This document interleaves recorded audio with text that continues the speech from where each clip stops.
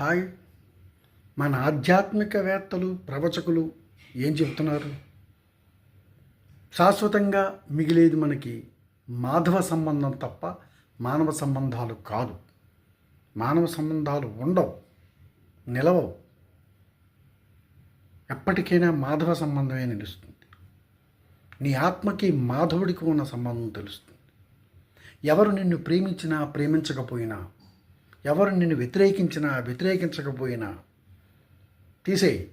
ఆ వ్యతిరేకత అక్కర్లేదు, ప్రేమ అక్కర్లేదు. మాధవుణ్ణి నమ్ముకో, ఆత్మలో మాధవుణ్ణి నిలుపుకో.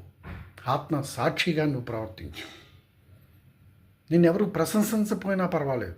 ప్రశంసలు వద్దు, విమర్శలు వద్దు, రెండూ వద్దు మనకి.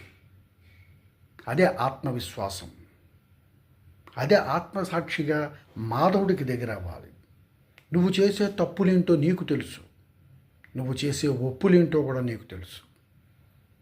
ఎంతసేపు నిన్ను నువ్వు పరిశీలించుకో, మంచి మార్గంలో నడు, అంతే. మాధవుణ్ణి మించింది లేదు. నీ జన్మాంతరాలు కలిసి వచ్చేది అదే. నిన్ను కూడా తీసుకువెళ్ళేది మాధవుడితో సంబంధమే, ఆత్మసాక్షిగా. అది గ్రహించుకోండి.